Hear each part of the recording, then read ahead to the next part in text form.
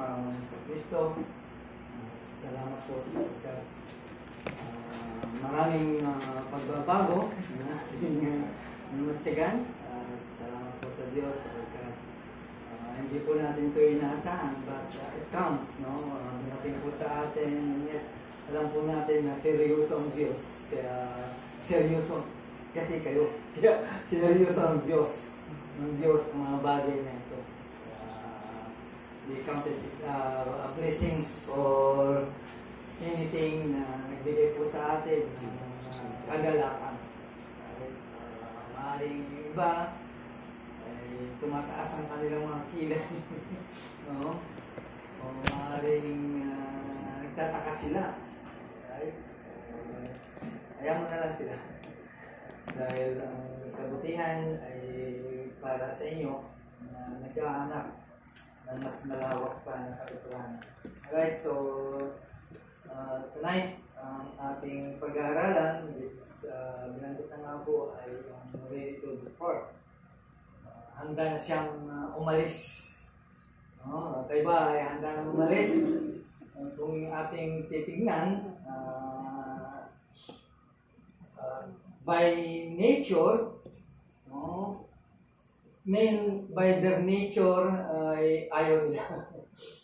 They are dread. Ibig sabihin, natatakot silang umalis o pumanaw sa ibabaw ng mundong ito. Right?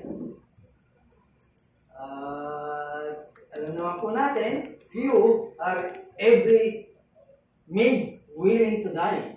Kukunti lang yung mga gustong mamatay at lumisan sa lugar pong ito. Almost none desire to die. Di ba? Ayaw po nila. Kaya alam, may mga bagay na dumarating, sometimes ay hinihingi na rin nila ang kanilang kamatayan. Right?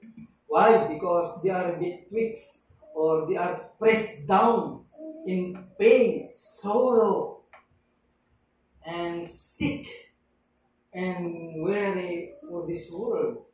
Kaya ang Kristiyano, sometimes gusto niya na rin mamatay. Gusto na rin yung umalis po dito because of that reason na takasan.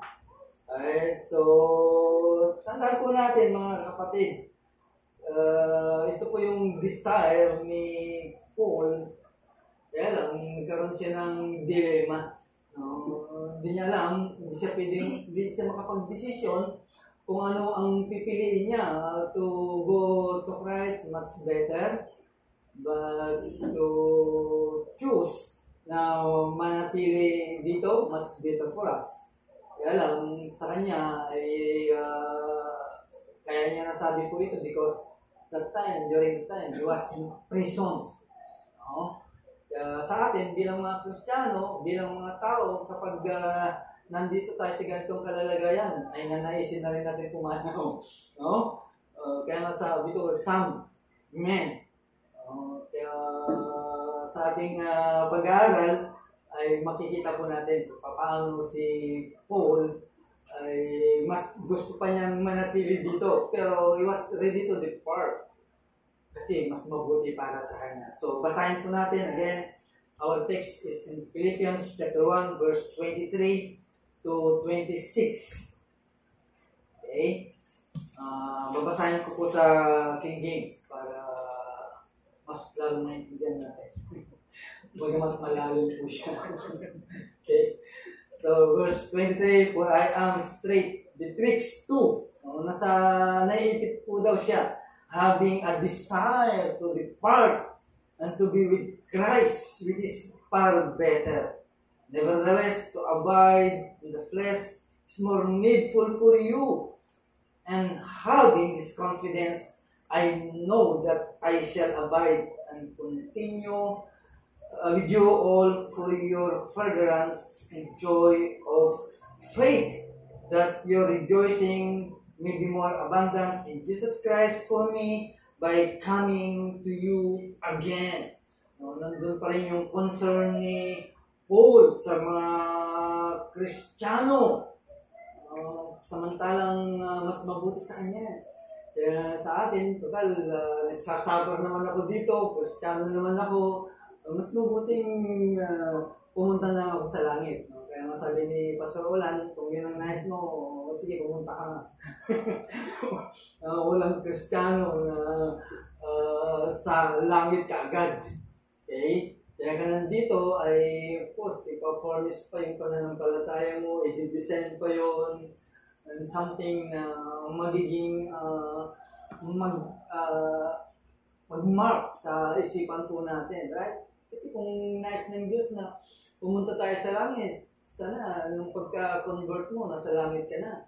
Kaya lang, ang design ng Lord ay talagang papatagin ka, gagawin kang example para sa mga Kristiyanong, bagong Kristiyano. Kasi inauna ka na eh. So, ang purpose ng Lord is to build you up, to be an example of those people who come as a new Christian. Kaya yun po yung purpose po na. But, tonight, ang ating magiging text ay, alam naman po natin, tandaan po natin mga kapatid, being a Christian. Ang pagiging Kristiyano, kung tutusin, napakadali na lang po ito eh. Ito na yung pinakamadali na gagawin ng tao to be a Christian. Right? Higit sa lahat, na lahat ng mga bagay ay nagawa na ni Kristo. Di ba? Namatay na si Kristo sa krus ng Kalbaryo, binayaran ng kasalanan, and muling nabuhay mula sa kamatayan, at nagbigay ng buhay, and then after that, pumunta sa langit para magkaroon ng intercession for us before the Father, di ba? Yun eh, tapos na eh. So, ibig lang sabihin, kapag ang tao, kung gusto niyang maging Kristiyano, ay talagang tatanggapin po siya ng Diyos. Why? Because the Father accepted the sacrifice of Christ at the cross. Kaya wala nang problema. No? Isa pa, pinadala niya ang banal na Espiritu para magiging katuwang natin sa buhay Kristiyano. Pag ang Kristiyano, ang tao ay dumating sa pagiging Kristiyano, wala nang problema. Okay? Problema, ang gagawin mo lang is to believe. Kaya lang, yun yung malaking problema. Ibinigay pa sa iyo ng Diyos to believe. So, ganun pa man, nangyari na yun, naging Kristiyano tayo, and then struggles begin. Diyan na nag-umpisa ang problema. Tandaan po natin na bawat naging Kristiyano talagang dumaan sa mga gantong bagay. Struggles, confusion, ay ito po yung nagpapatulak sa atin na sometimes alam po natin na tayo po ay Kristiyano, alam po natin na handa na po tayo na pumunta sa langit at gusto natin makapili ang ating Panginoon. But still here and expected to live in a sinful world. Nabubuhay po tayo dito sa makasalanang sanglibutan. Kaya huwag nating sabihin na I am free Christian. Tanda mo, you are surrounded for many things. Temptations, sin, lahat po yun ay nakapalibot po sa atin. Kaya hindi talaga tayo makakaiwas. At the same time, talagang dumarating po yun. But, again, ini-expect ng Diyos na tayo ay magiging busy for His glory. Posible ba yan? Of course, posible po sa buhay po ng Kristiyano. Kaya lang, sometimes talagang nagpapabaya po tayo, nakakalimutan po natin yung mga gawain po natin. So, yan yung problema na kinakaharap ni Paul. Ibig sabihin, na-reach na ni Paul yung buhay kung saan ay gusto niya nang makapiling ang ating Panginoon. But for us, are we ready to depart? Nakahanda na ba tayo? Right? Still, nandito ka, you are tired of the trials, right?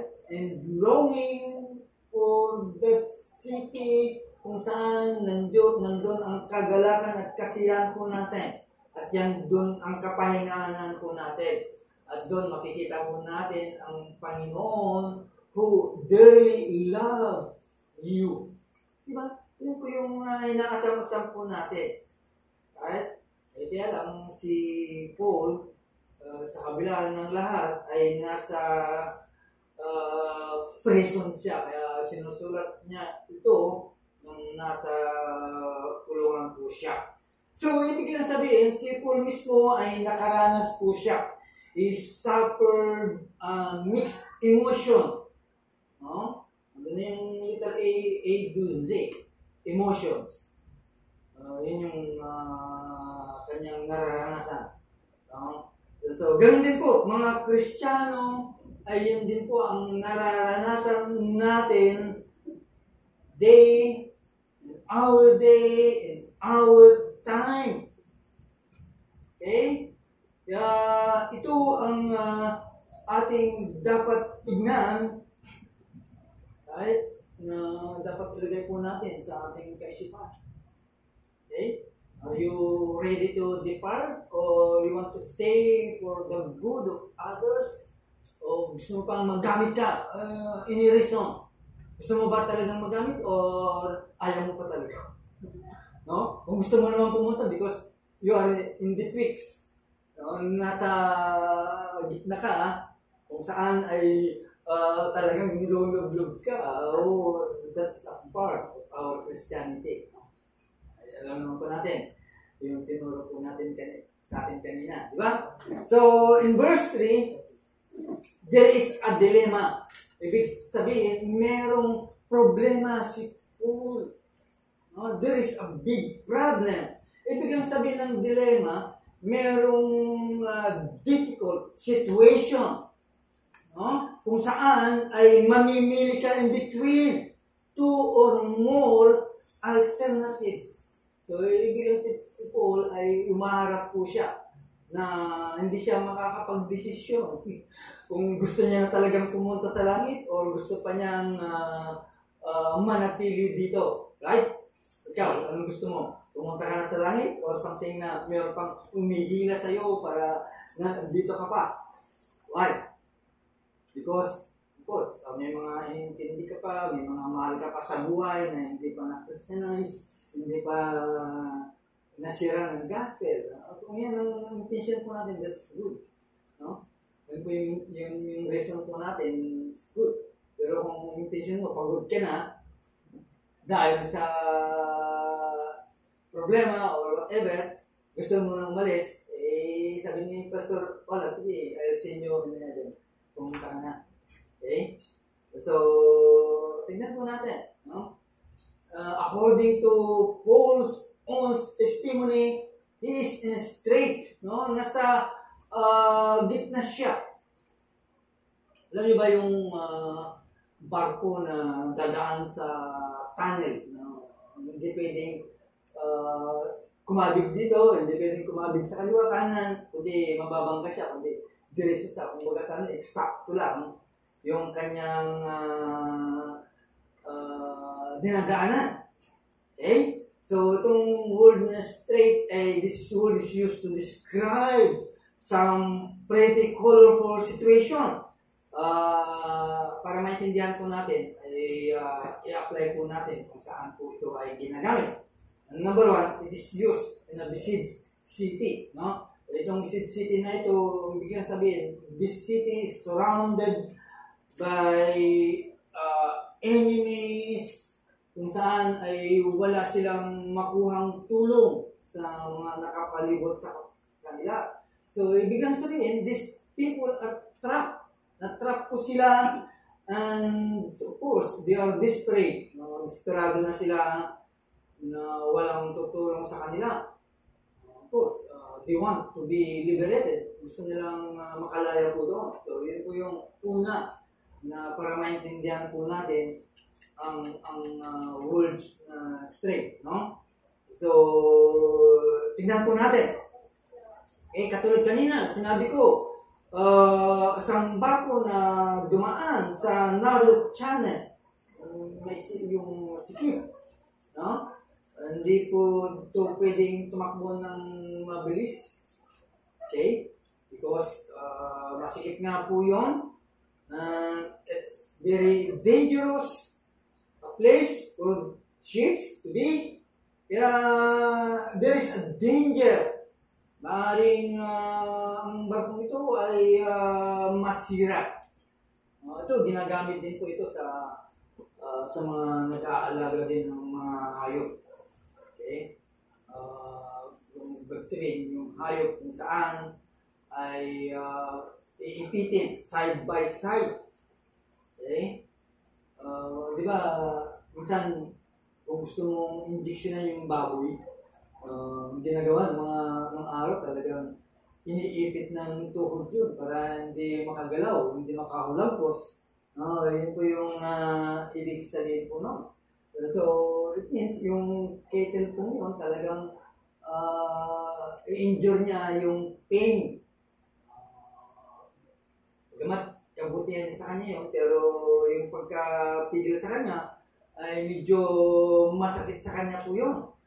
So, very painful po yun because ay hindi po siya makatakas. Okay? Sometimes, it is used also for a prisoner who is unable to go as deep places. Ibig sabihin, ang isang preso kapag inilagay sa Bartolina, doon ka lang talaga. Hindi ka makaikot, hindi ka makatayo, nakaganyan ka lang. So, ganun po ang situation. So, doon, gano'n, minumustra ang kalalagayan po ni Paul. So, it means he was locked up. No? Nakalock ang taong to, and still, he has the desire to go and free. Pero hindi niya magagawa po yun. Because yung wall, alam naman natin, makakapal po yun. Kaya wala nakakatakas po yun. Kaya yun ang kanyang kalalagayan. Yun ang ibig sabihin na ipinapakita ni Paul na sitwasyon niya during the time na nasa prison po siya. That's why Paul uses this word, straight, betwixt. Ibig sabihin, to understand ay hindi siya makakapag-decide din kung pupunta na siya sa langit or mananatili pa siya dito. Hindi siya makakapili kung ano yung mas maganda while maganda talaga sa kanya na makawala na po siya. Tapos na lahat pag nakawala na siya at kapag nasa langit na ay wala na problema. So it means kapag titignan po natin yung isip ni Paul ay nasa langit pero yung katawan niya ay nandito. So hindi totally na talagang meron pang nalilito pa siya kung ano talaga ang gusto po niya. So, kung titignan po natin, yung isip niya ay nasa langit, puro yung puso niya ay nandito sa lupa. Nasa mga tao. Okay? Like us. Although, alam po natin na we are bound in heaven, pero yung puso po natin nandito. Why? Bakit kaya? No? Gusto natin kasi makatulong sa mundong ito, lalo na po sa mga kaluluwa na mapapahamak. Right? So, makikita po natin, ibig sabihin, yung puso ni Paul ay nasa lahat ng dako. Ganun po mag-isip si Paul. He feels the pressure of his life. No? Nakita po niya kung paano na pressure ang kanyang buhay. Pero nakita niya rin yung freedom, no? From going to heaven. Sana makita po natin po yun. No? Kaya lang, marami sa atin, kung talagang tayo po ay totoo at honest po tayo, we are going to admit, no? Sa gabi pong ito, that you and me, we are longing to go to heaven. Diba? Ayun po, that's your longing. Yan po yung gusto natin. Gusto ninyo, makapunta na kayo sa langit. ba? Hindi natin may kakilapo yun. Diba? Kaya nga tayo nakakarinig, sometimes mga membro natin, mga membro ng simbahan, pastor, gusto ko nang makawala, gusto ko nang tapusin ang problema ko, bigat na ako, gusto ko nang pumunta sa langit.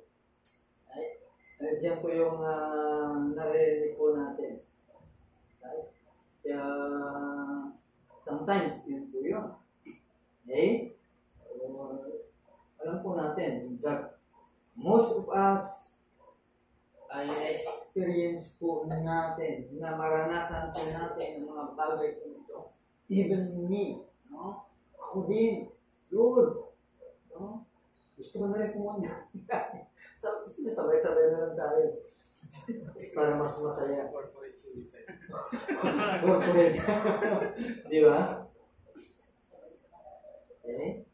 Gusto ko, Lord, kaya lang I'm stuck. No? Gusto ko pumunta, kaya lang I'm stuck. No? Natingga ako dito as long as the Lord desire. Kung talagang desire ng Lord, walang problema po yun. Hindi na-stuck. Kasi yung gusto ng Panginoon ay sandali lang. Ikaw naman, heaven ka. Gumawa ka muna para at least magiging colorful ang buhay mo. Okay? So, this is Paul's dilemma. Ito yung problema po ni Paul. Okay? Hindi po siya makapag-decide. Hindi po siya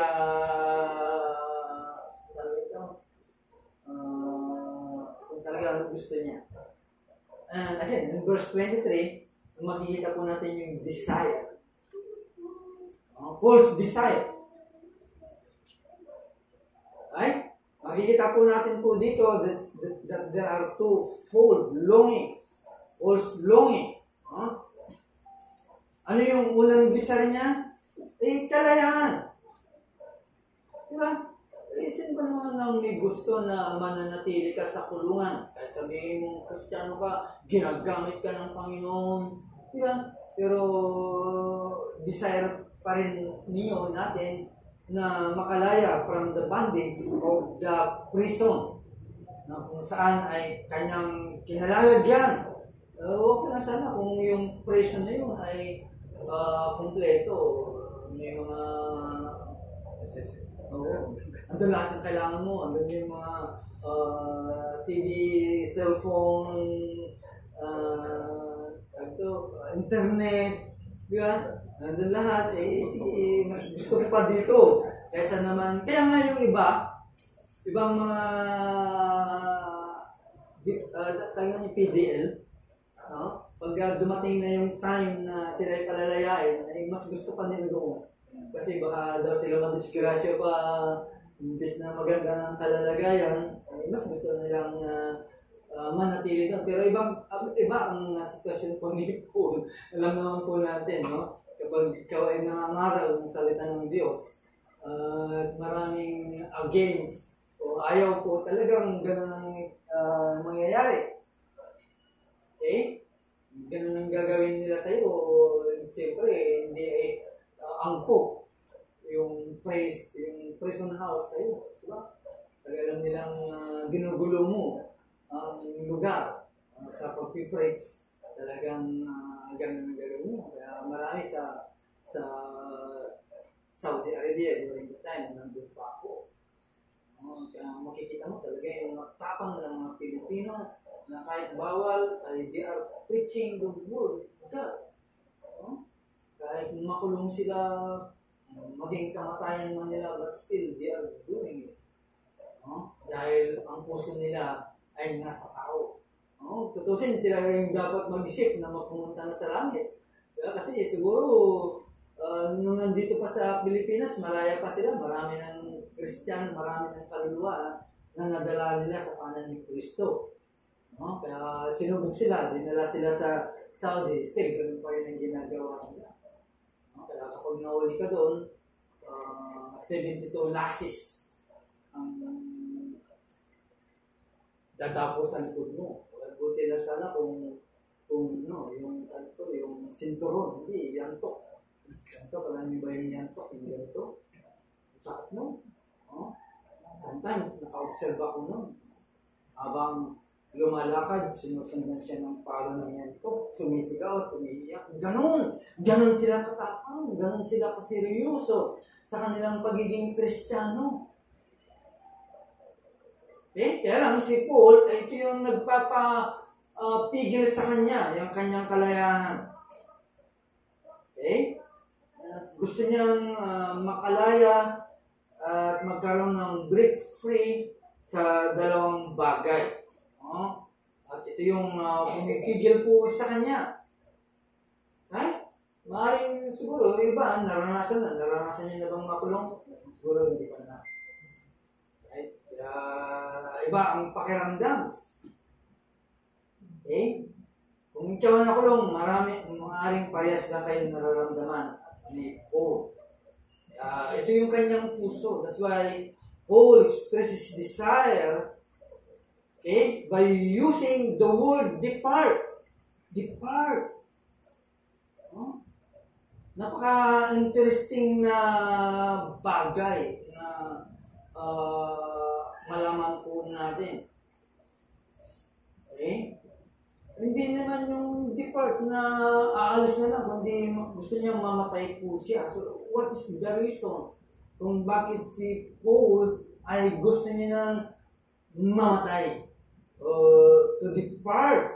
Ibig kang sabihin, wala siyang takot, wala siyang pangamba na mangyari ito sa kanya.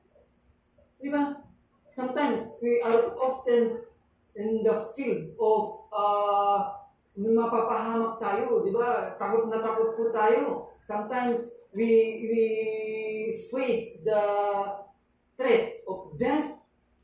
Minsan, takot na takot ka, di ba? Ayaw mong mamatay. Ayaw po natin. At ayaw po natin na mangyari po sa atin po yun. So, ibig sabihin, may mga takot pa rin ang mga Kristiyano. Pero si Paul, wala. That's why he desired to depart. Kaya kung ating titignan, yung desire to depart means to die. To leave this world for a better life. Diba? Walang tao, walang normal na tao na gustong umalis sa sanlibutan ito. By nature nga, sabi ko nga kanina, talagang ayaw. Dito lang gusto niya para ma-enjoy niya. Pero pag dumating ang mga bagay na ito, like Paul, like us, kapag nasa bingit na tayo ng problema, kabigatan, inaasahan na rin po natin to live. To desire to die.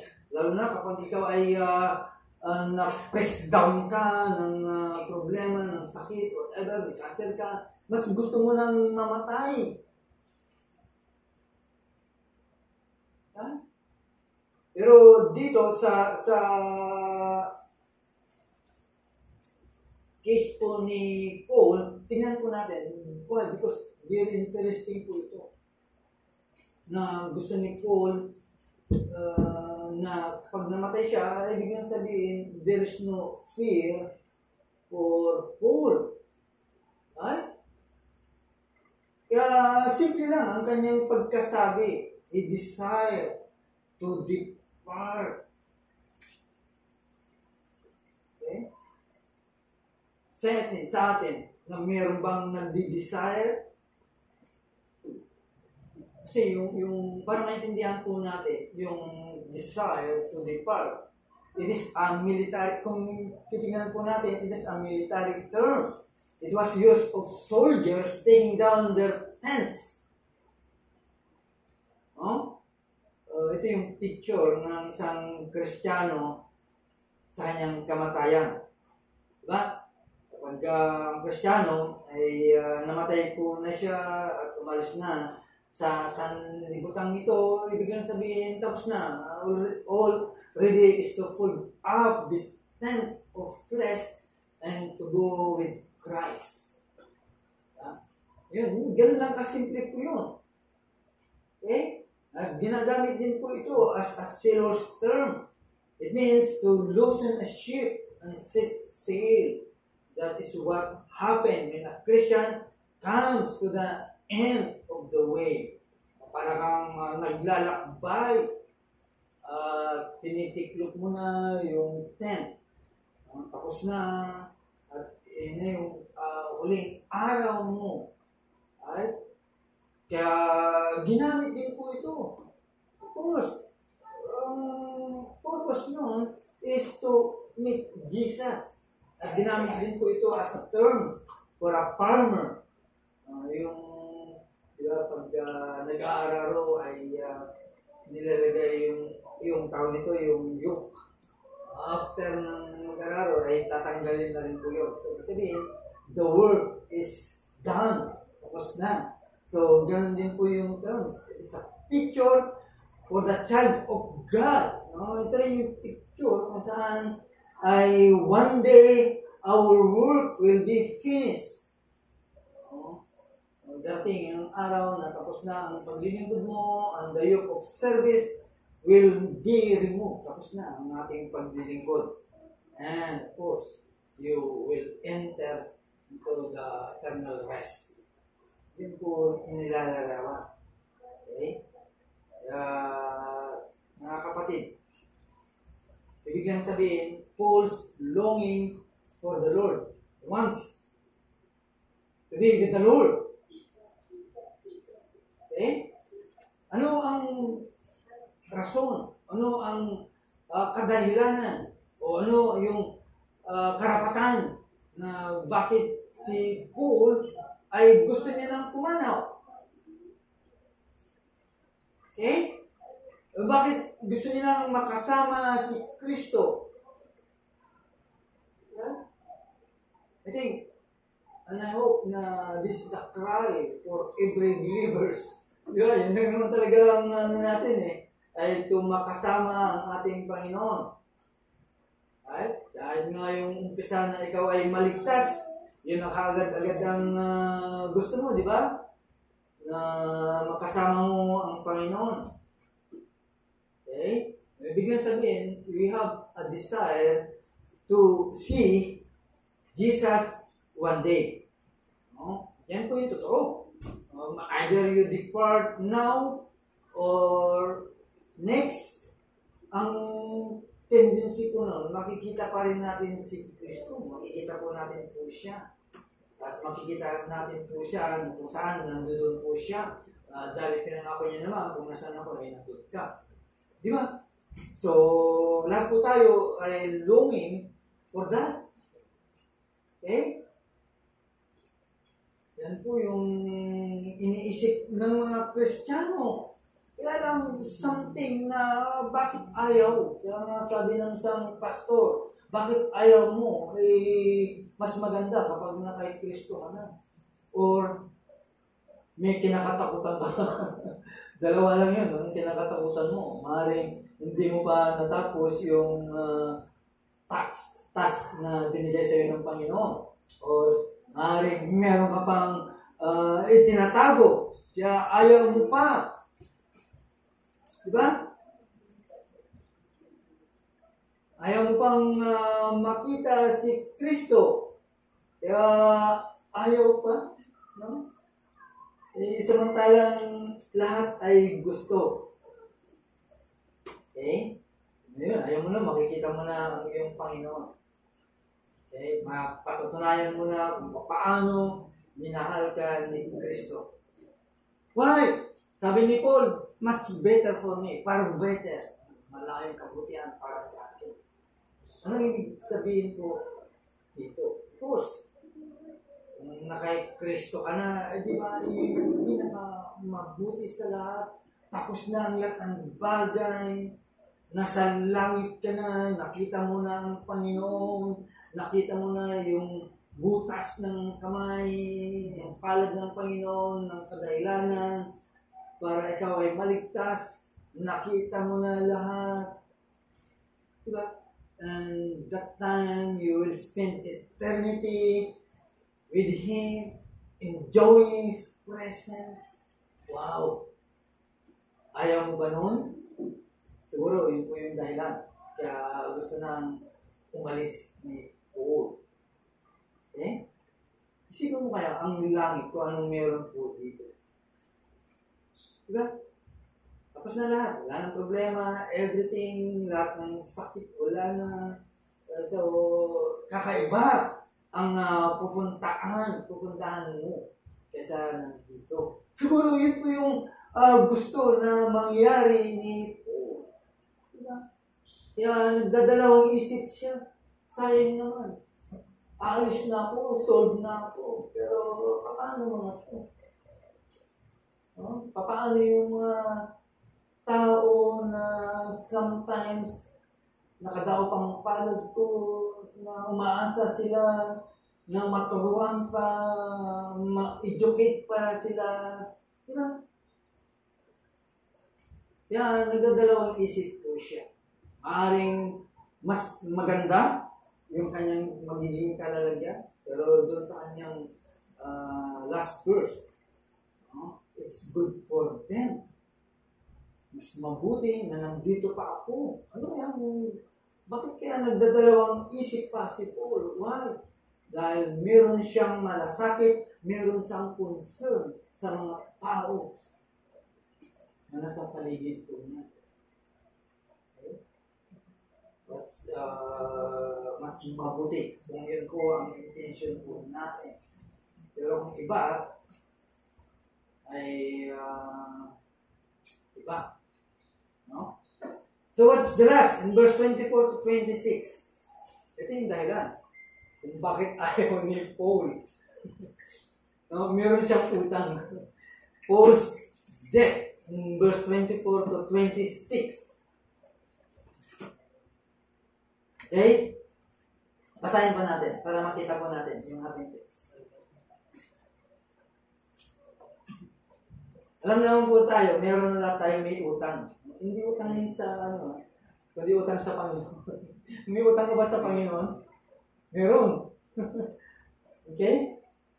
Philippians chapter 1, verse 24 to 26. Sabi po dito, but to remain in the flesh is more necessary in your account. Convinced of this, I know that I will remain and continue with you all for your progress and joy of faith, so that in me you may have ample cause to glory in Christ Jesus because of my coming to you again. Okay? Alam niyo mga kapatid, no? Kahit sabihin natin pagod na tayo sa lahat ng bagay from our labor of love. Right? And gusto mo nang makalaya sa mga bagay kung saan nakakulong ka at gusto mo nang makapiling ang Panginoon. Pero dito si Paul sa kanyang condition, na-realize niya. Ano yung utang ni Paul? Samantalang tapos na siya meron na siyang karapatan para piliin na ang langit para sa kanya. Pero naalala niya pa rin, na-realize niya na meron pa rin siyang utang, a debt of service to perform from the Lord. Kaya wala ka bang karapatan na pumunta sa langit? May utang ka pa. No? You have to perform. Meron pa tayong gagawin. Yun yung nagpipigil kay Paul. Sana ito rin po ang magpigil po sa atin para at least makita po natin meron pa pala akong dapat gawin para sa Panginoon. Right? Okay, given you wanted to go to heaven. Right? Ayan po yung gusto ni Paul. Kaya lang, kailangan pa siya. He was needed. You are needed. Pukunti nga lang tayo Baka pag tayo sabay-sabay pumunta sa langit, baka pukunti lang tayo, baka marami pa may iwan pa. Right? Sige, only lang naman yan. Ito, para lang may pakita yung ating in-example. Lahat naman tayo talaga pupunta sa langit lahat ng mga pinili. Ngayon, kung gusto na po natin, kahit wala pa yung mga pinili, gusto natin pumunta, naman na tayo, okay, paano naman sila? So, ito yung tinitignan ni Paul, na meron siyang utang sa paglilingkod na dapat ganapin sa harapan ng Panginoon. But while he wanted to go to heaven, but he knew he was needed right here. You are needed right here. Kailangan ka pa. Kailangan pa tayo. Right? Kailangan pa tayo. Kailangan ka pa ng simbahan. Kailangan pa ang service mo sa simbahan. Kailangan ka pa ng iyong mga kapitbahay, ng iyong mga kasama sa bahay. While alam naman ni Paul na talagang ginamit po siya, he was used greatly by the Lord. Diba? Kaya siguro, kung titignan po natin, wala siyang pride sa kanyang statement. Hindi niya may pagmamalaki. Well, some, pwede na akong mamahinga, Lord, tapos na ako. No? Pwede mo na akong kunin. Sa katotohanan, ay talagang mabait si Paul. He is graceful. He is grateful. Okay? Magpasalamat po siya because the Lord yung ginawa ng Panginoon sa kanyang buhay. At gusto ni Paul na magawa niya ang kanyang part habang ang buhay po niya ay nasa katawan. Diba? Gusto niya magiging blessing po siya. Gusto kong magiging pagpapala ako sa aking kapwa. Gusto kong magiging blessing sa kapwa ko Kristiyano. Gusto kong maging pagpapala sa mga tao na nasa paligid ko. Diba? So, kung yan ang wala sa isip natin, ay hindi pa tayo handa. We are not really ready to depart. Kaya mga kapatid, there is a valuable lesson for every child of God. No?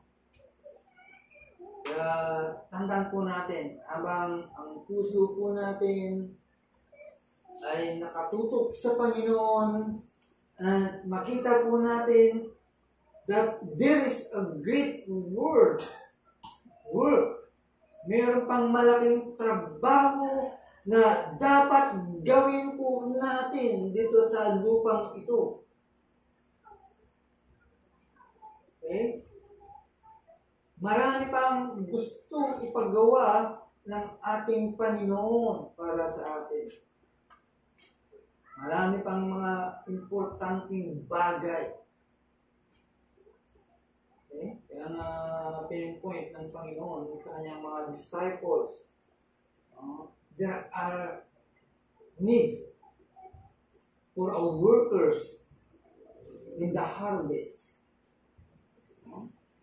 Itong mga disciples po ito, siyempre, they are longing also na to depart. Pero pinpoint ng Panginoon, there are need for workers in the harvest.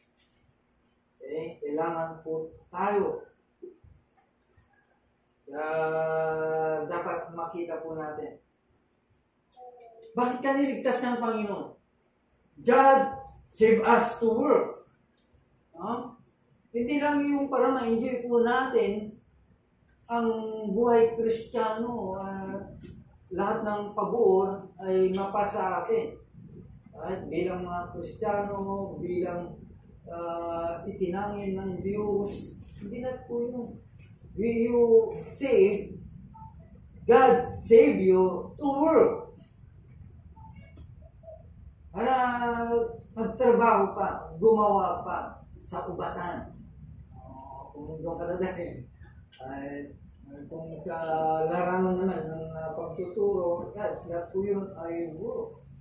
Okay? So, God save us to work. So, it means every believer of God has a work, as a job. May mga trabaho pa tayo na dapat po natin gawin. Right? Every saint of God has a gift. May utang po tayo. May mga utang po tayo sa Panginoon na dapat po natin isulit. Okay? Every saint of God will be rewarded in proportion to his labor. Tandaan po natin mga kapatid. We live in this world that is hellbound. Kaya na nga lang yung nagtumaangat sa hapla. Okay? Kaya na nga lang yung ginagamit ng Panginoon. Okay? So ikaw, ako ay binigyan po tayo ng malaking mensahe at mission na hindi pa nalalaman ng sino man, mga tao na nandito. It is our duty to take it to a world. Okay? Duty po natin to take the gospel in this perishing world. Right? Yan po yung mga trabaho po natin.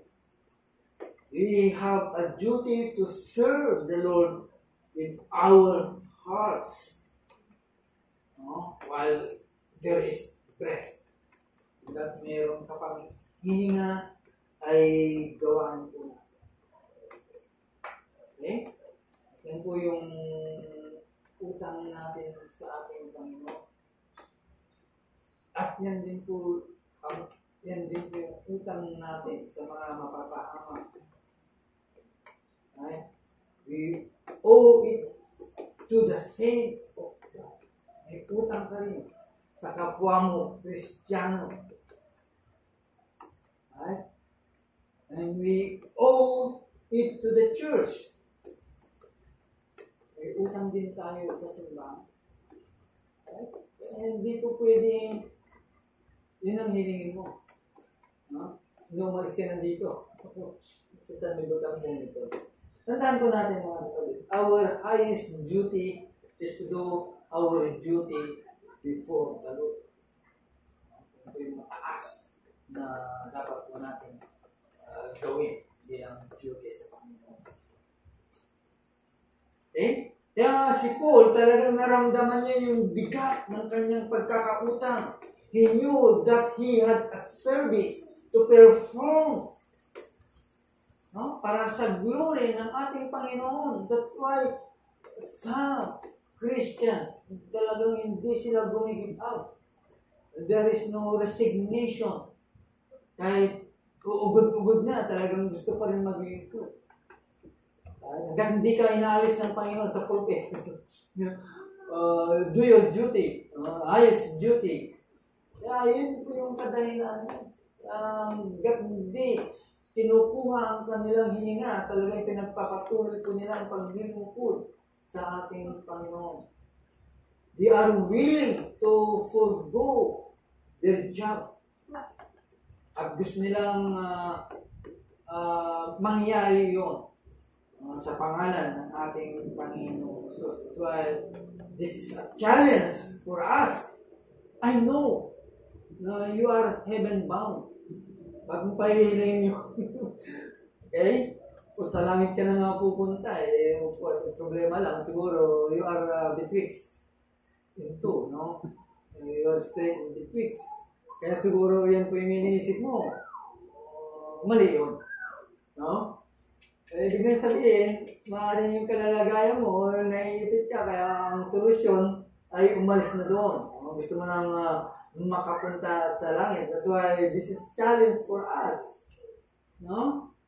Na dapat ang magiging agenda po natin is to do the job.